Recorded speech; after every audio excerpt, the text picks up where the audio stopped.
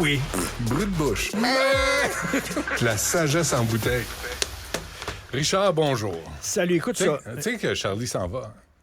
C'est la dernière émission que Charlie réalise. Et il s'en va après. Là. C'est un breton.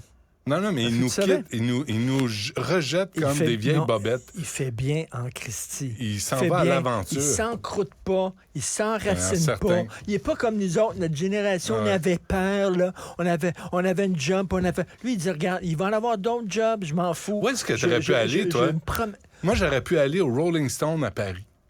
J'avais une entrée là, puis on m'avait invité, puis c'est exactement ce que tu dis. Mais là, Charlie et sa conjointe, là, ils s'en vont en Australie, ils ont peur de rien. Ils s'en vont au Japon tantôt. Ils s'en vont au Japon, après ça en Australie, il va se promener. Oui, il se promène. Oui, il va à la chasse aux girafes. C'est un psychopathe. Il en profite, c'est pas quand il va avoir des enfants pognés à la maison qu'il va pouvoir faire ça. Pas-moi-en pas, ça gramouille. Profites-en, Christy. Ben oui. Et tu l'as faire les devoirs? Moi, je suis même pas allé...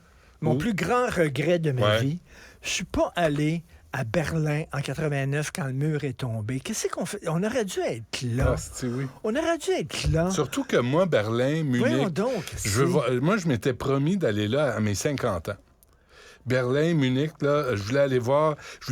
Moi, j'ai lu sur la Deuxième Guerre mondiale. Tu sais, depuis que j'ai 13 ans, je lis là-dessus. On avait 28 ans. Ouais. Quand le mur est tombé, c'était un peuple soudainement qui était libéré. En 89, on était à voir. C'est toutes les valeurs qu'on défendait, la liberté contre le totalitarisme et tout ça. On aurait dû aller là, faire le party, triper. Qu'est-ce qu'on a fait? On était au journal, on avait de la job. C'est qu'on était niaiseux. Fait que là, lui, Charlie, fait pas ça. Là. Charlie, lui, décide, il lève les feuilles puis il s'en va. Bravo, Christy. Bravo. Bravo. Mais vraiment, avais-tu besoin de mettre ton chandail de jeu de dames? Tu sais, aujourd'hui, là, honnêtement, là... Fuck off! Bien envoyé, Charlie. Bravo. Il y a plein de qualités. Il y a plein de qualités. Ah non, mais peut-être là, que ses vêtements laissent peut-être à désirer. Mais là, il faut recommencer. Faut que je recommence. Là, je commençais à le mettre à ma main.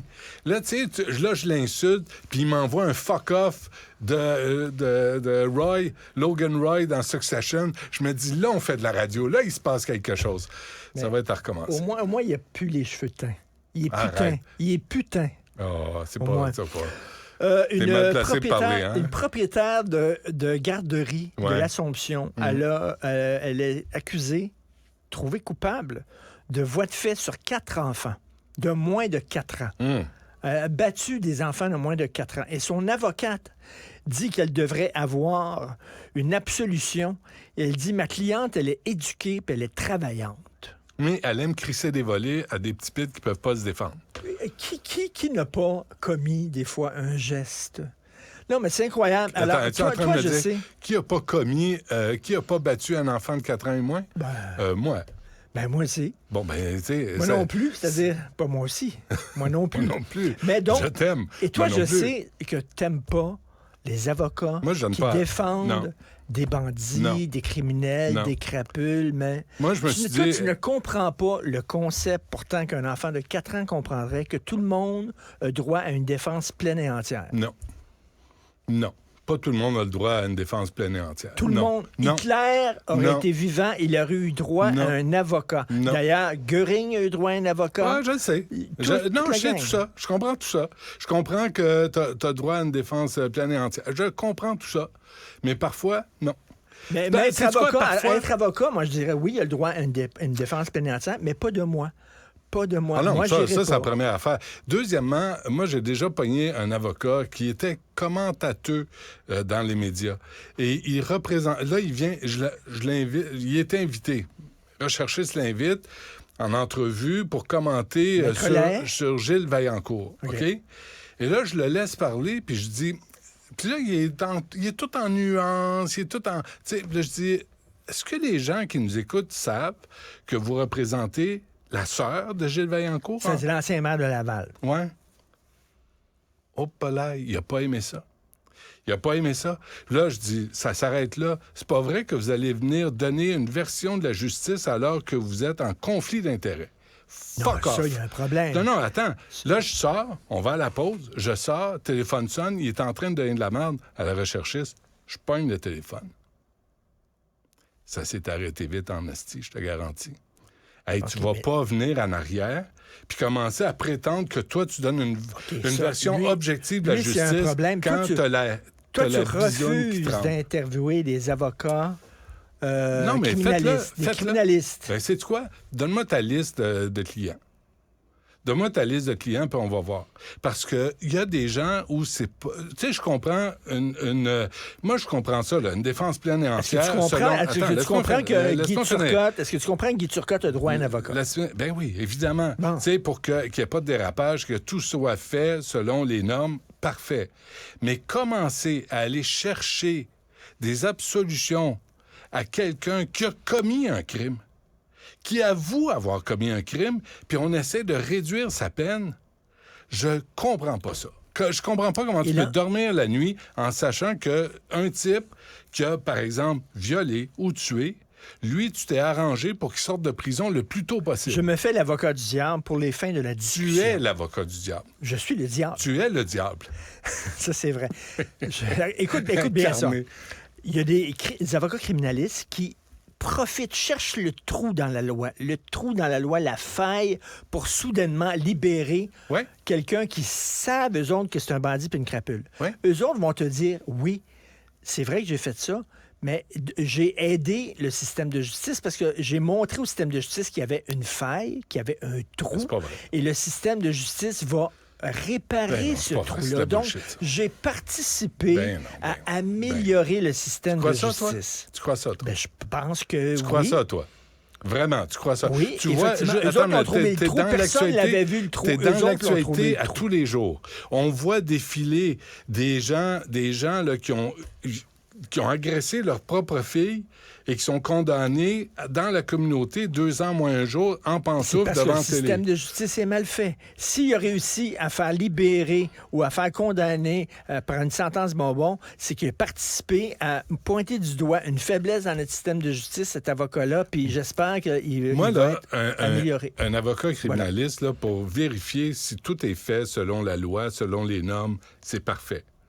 C'est parfait. Je vais pas être d'accord ou pas, c'est comme ça, c'est parfait. Mais quand ils font des efforts, des entourloupettes ou des crossettes pour que leur client coupable, qui se dit même coupable, paie le moins possible à la société après leur crime, ça me fait chier. Tu sais que les criminalistes disent, je veux même pas savoir. Tu sais, des fois, là, il a été pris sur le fait. Je veux juste le chèque. Je veux pas le savoir. Je veux même pas savoir s'il le fait ou pas. Non, mais paye-moi en esti, par exemple. Je veux pas le savoir. Moi, je veux... Et puis les autres disent, moi, je sers le système de justice. Je sers pas mon client. Je comprends tout ça. Je sers le système de justice. Je comprends tout ça. Je comprends tout ça, mais il y a des endroits où il n'y a pas d'avocat, c'est la Chine, la Corée du Nord, la Russie. Oui, Richard, fais-moi pas en morale là-dessus, je le sais. Tout ce que je te dis, moi, c'est que une fois que tout ça est respecté, là, la loi, les droits, tout est respecté. Les droits, tout le monde a des droits parce qu'il y a des gens qui sont accusés et qui sont innocents. Alors, il faut s'assurer qu'on ne mette pas un innocent en prison.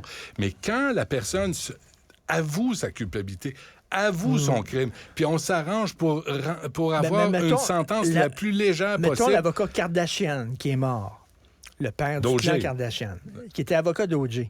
Puis il a réussi à le libérer. C'est ça. En sachant fort bien que le gars avait tué sa femme. Qu'est-ce que t'en penses? Est-ce qu'ils dorment bien le soir? Est-ce qu'ils disent, hey, j'ai bien fait ma job? Est-ce qu'ils rentrent à la maison et ils mangent avec sa femme et ses enfants en disant, je suis content. Qu'est-ce que tu as fait, papa, aujourd'hui? Papa, il est content. Il a réussi à faire libérer un gars qui a tué 2 personnes. Qui a égorgé son ex.